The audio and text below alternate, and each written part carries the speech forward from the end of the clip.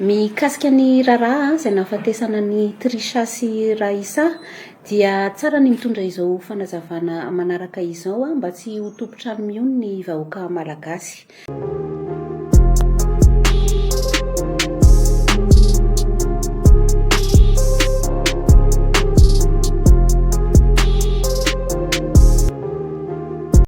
Ny voaka tao anatin'ny fahanginana ary nanao fanambarana sy fanampanazavana mikasiky ny raharaha famonoana ny ninona natao an'ireo tovovavy kely Trisha sy Raisa izay nataony toy ny ampapanaovana lalàna eo anivon'ny fitsarana ambaratonga voalohany Ramatoa Rakotoniaina Narindra Navalna sy commissaire de police eo anivon'ny brigade criminelle Anosy Andriamatoa Ratojinirina Manampisan.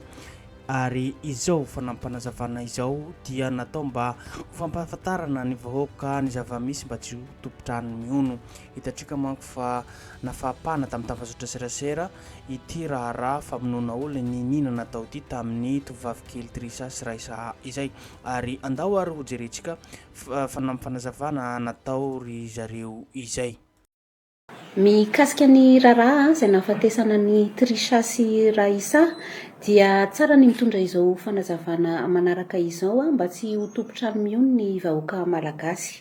Anatin'ny fanadihadiana tanteraka ny mpitandro filaminana ary efa misy ireo olona voasambotra atao famitorana amin'izao fotoana izao. Mbola mitohy anefa ny fikarohanareo olona izay heverina ho manana andraikitra mivantana na ankolaka amin'izao famonoana azy irovavy izao.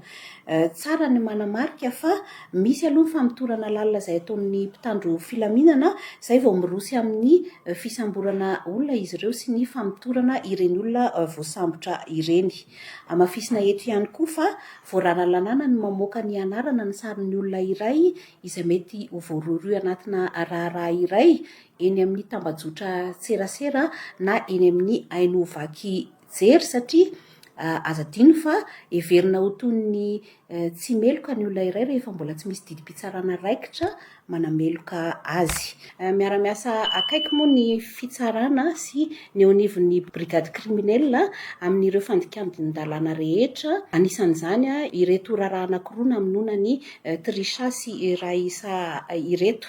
Mikasika ny famonoana ny Raisa dia hoentina eto anatrehan'ny fampanohavana raha ampitso ireo olona izay efa voasambotra sy natao fanadihadiana teny anivon'ny brigade criminelle.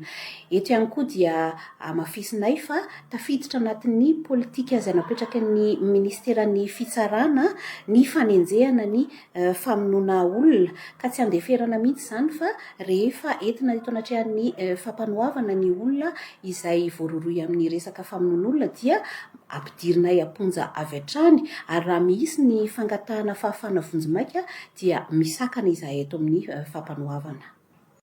Araka ny voalazan'ny Ramatoa toy ny an'mpanao lalàna teo dia eto anivon'ny brigade criminelle eto Anosy no misahana ny raharaha anankiroa ireo. Tsara marihana fa tsy mandeha irery ny brigade criminelle manao an'io fa misy ireo sampan-draharaha manokana na spécialisé eto anivon'ny police pirenena mba metanana anay amin'izany dia ny eo anivon'ny cybercriminalité zany sy ny eo anivon'ny BMPM na ny police des mœurs et de la protection des mineurs. Ny tena angatahana fiarah-miasa indrindra eto dia ho anareo vahoaka izay manana loharanom-baovao mikasika an'ity raharaha ity satria dia tena ilainay indrindra izany mba ahafahanay mamita atsakany sy andavana ny fanadihadiana sy ahafahana mahita ny marina rehetra. Hitantsika amin'izany ny fanokevitra natao ry zareo zay fa engany mba ho hitany rariny sy hitsiny ny marina mahakasiky ny tranga izay mampalahelo amin'ny fahafatesana ny tovovavy kely Trisha sy Raisa izay. Ary engany ihany koa mba hiasa antsakany sandaviny ianareo polisy izay misahana amin'ity raharaha ity fa indrindrindra ianareo eo anivon'ny fitsarana izay. Amin'izao fotoana izao ihany koa dia hitantsika ny voaka tao anatin'ny fahangirana anampiakapeo ny loholona Latina Harety Rakotondrazavy mahakasiky ny toe-draharaha mafapana amin'izao fotoana izao. Nampiakapeo izy ny teny fa hoe tokony sorona hozy izy ireo olona ataontsika hoe mety sy manao asa ny antsakany sandavany hitantsika manko zany na eo anivon'ny ministère zany na eo anivon'ny ataontsika mety mameran-doolona mety miketriketrika manana tetetika vinavina eo amin'ny toerana filoana temeran-doolona zay eo manko tsika mahita azy fa zareo zao manko mihetriketrika tsisy aria mba ho hita fa hoe mba misongadina manana ny toko matanjaka eo anivon'ny raha pirenena zay mba ho tendrena amin'ny toerana zay fa tsy de valapatsy karaha tenenintsika zay fa andao aro arahantsika fanokevitra nataon'izay ary azadino hatrany tompoko lahy sy tompoko vavy ny miabone na manao j'aime na manao commentaire ahafahantsika matsaratsara ny chaîne YouTube-tsika izay. Tokony esorina ireo olom-botendry rehetra tsy mitondra vahaolana eo amin'ny fitantanana ny firenena. Hony lolo Madagasikara lalatina rakotondra zafy no sady filoha nasionaly ny antoko Freedom. Andritra ny Congrès nasionaly izay nataon'ny antoko Freedom ny sabotsy lasa teo. Mampiana ny haifenganam-pandeha ny asa amin'ny filoham-pirenena mantsy ireo olona ireo ka tokony hosoloana raha ny fanazavany hatrany. Tsy voatery hoe miantso ireo manimao ny antoko Freedom aloha apetraka tsara fa miteneninay amin'ny ankapobeny zany ireo tompon'andraikitra rehetra satria misy olona tendrena ny anatin'ny filan-kevitra minisitra tendrena amin'ny alalana didim-pitondrana ireny kanefa tsy hitanao mitondra valeur ajoutée ho an'le fitondram-panjakana ho an'le fanjakana izay nanendry azy dia amiko zany raha ohatra ka tsy dia mitondra fanampiny loatra ianao anatin'izay andraikitra zay dia tsy tokony mba soloina an'izay olona vonina soloina an'izay olona mahavita ihany koa. Tsy voatery hoe mpikambanao anaty gouvernement io iny anjaran'Andriamatoa filohan'ny Repoblika ary tsy izay no mandeha manao hoe sanatria anao pression mikasika an'izany fa izay kosa miteny hoe rehefa tompon'andraikitra na iza na tompon'andraikitra voatendry eo amin'izany toerana izany ao anatin'ny filan-kevitra minisitra na voatendry amin'ny alalana didim-pitondrana ka misahana ny andraikitra hoe au employé de l'État dia tokony atsapan'izay andraikitra tokony antsoroan'izay satria lasa mampitarazoko an'le vitesse na le hafainganam-pandehan'Andriamatoa filoha indray ireo olona izay tsy manampy azy ireo. Anisan'ny tena manahirana ny vahoaka sy mahavaky loha ny filoham-pirenena ny resaka olona ny jiro sy ny rano ary ny faratsiny ny lalam-pirenena samihafa. Ny filoham-pirenena dia manana fahavononana amahy ireo olana ireo ho ny lolon'ny Madagasikara lalatina rakotondra zafy hatrany. Tsy tokony andrasana ny filoham-pirenena avokoa ny famahana ny olana rehetra. Izay no ilaina olona tena mahavita sy tompon'andraikitra raha ny fanazavany hatrany. Raha misy zavatra tena mahavaky lohan'Andriamatoa filohan'ny Repoblika dia ireo teneninao teo ireo ny délestage ny olan'ny rano sy ny sisa za mahafantatra tsara ny fahavonona ny tady vahaolana mikasika an'izany fa izay ny ilaina tompon'andraikitra mahomby sy tompon'andraikitra mahefa ihany koa ary tompon'andraikitra mahalala ny tokony ataony fa tsy hoe voatery hiandry an'Andriamatoa filohan'ny Repoblika daholo ny zavatra rehetrarehetra.